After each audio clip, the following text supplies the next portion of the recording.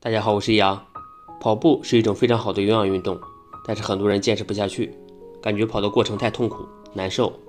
今天我们就来分享一个不一样的跑步理念来解决这个痛点，这就是超慢跑。说起跑步，大家都会不由自主地想起速度和距离，跑得慢跑得少似乎就不算是跑步了。但是如果你只是为了健康而跑，我还是推荐这个舒服的运动。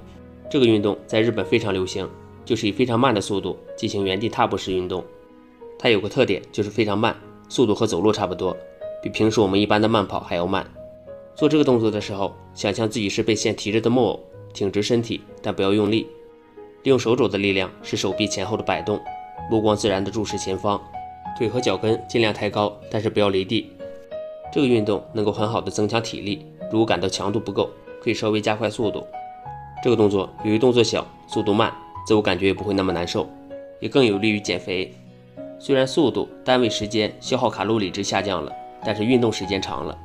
能够让身体充分的依赖脂肪来分解能量，为运动功能，所以坚持下来消耗的都是身体的脂肪。如果在运动的过程中觉得比较枯燥，也可以看看电视，戴着耳机听听歌都可以。如果觉得这样跑步不习惯，也可以将脚尖抬起来，因为每个人的身体特质不一样，身体消耗和代谢能力也不一样，只要我们运动起来，提高代谢水平和代谢能力就可以了。好了，这期的视频就分享到这儿，有喜欢我视频的朋友可以关注我，我是易阳，咱们下期见。人的一生就是一个由软变硬的过程，刚出生的时候全身柔软无比，随着年龄的增加，身体的柔韧性日益变弱，上了年纪，身体的筋就会变硬，这种由软变硬的过程就是筋缩，筋缩了就会导致十二经筋不通，筋系组织的营养成分逐渐流失，筋就会失去弹性而收缩，就要出现纤维化、粘连、瘢痕形成、增厚、肿胀等症状，从而形成筋结。拉筋能够使骨头复位，筋络柔韧，气血才能流畅，也就是我们常说的骨正筋柔，气血自流。常拉筋也有筋长1寸，寿延10年的说法。今天就教给大家一个比较简单的拉筋动作，虽然说简单，但是对于有些人来说是非常困难的，甚至连1秒钟或者2秒钟都坚持不了。这就是一个简单的蹲姿动作，但是却能拉到很多的部位，平常拉不到或者拉不彻底的筋都能拉开。在蹲的时候要两脚并拢，缓慢的屈膝弯腰下蹲，双手环抱住膝盖，臀部紧贴着后脚跟，背部自然放松，将头埋在膝盖里，这样就可以使头部、颈部、肩部、胸部、腰部、尾椎、骶髂、胯部、膝盖、小腿肚、脚踝、脚跟都可以拉伸到。有些人在做的时候会比较困难，刚开始可以将两脚分开，慢慢的熟练以后再将双脚并拢。刚开始可以穿鞋做，以后要把鞋脱掉，直到两脚并拢，两腿并拢，下蹲、全蹲。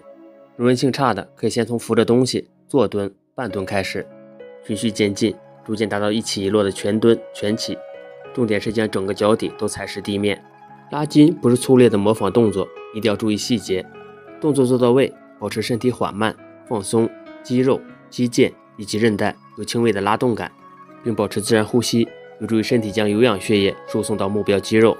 增加肌肉和关节的灵活性、伸展性和柔韧性。好了，我们下期见。大家好，我是杨。我们都知道，适量的运动有利于糖尿病人降低血糖。什么时候做什么运动是有讲究的，并不是所有的运动都可以降血糖。有的人认为每天进行几分钟到10几分钟的活动就可以，其实这是不正确的做法。通过运动来降血糖，应该注意以下几点。首先要选择合适的运动项目，对老年人来说要选择一些低活动量的运动，中青年可以选择中体力、中等强度的运动，还要注意自己的运动强度。运动强度是通常用心率来衡量，不是运动量越大就越好，要根据自身的情况来选择。运动是降低血糖的3大方法之一，想要通过这个方法降低血糖，还要知道它的原理。当人体运动的时候，肌肉收缩需要被消耗比较多的热量，这些热量是通过代谢肌肉中的肌糖原来供给的。当肌糖原被消耗以后，就会用葡萄糖作为原料再次合成糖原，从而帮助降低血糖。这个过程是由胰岛素来执行的。运动还可以通过减少身体的脂肪量来提高身体对胰岛素的敏感性，增强胰岛素和受体的亲和力，使身体对于血糖的调控更加敏感。今天我们就来分享一个非常好的锻炼动作，不仅可以控制血糖，还具有改善脂质代谢、降低血压、改善心肺的作用。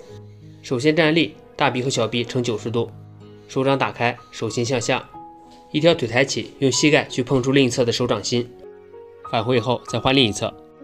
也就是右膝碰左手，左膝碰右手。动作的频率可以由自己掌握。在糖尿病人中，大多数都是中老年人，而且几乎都有不同程度的三高。这类人群在运动的时候一定要量力而行，避免运动量过度，也可以选择以舒缓的运动为主，比如瑜伽、慢跑、散步等等。要在饭后1小时以后运动，因为餐后1小时是血糖作用最高值，要避免空腹运动和早起运动，以免出现低血糖的情况。也可以选择适合自己的运动，刚开始练习要短时间小运动量，然后逐渐的增长运动的时间。好了，这期的视频就分享到这儿，有喜欢我视频的朋友可以关注我，我是易阳，咱们下期见。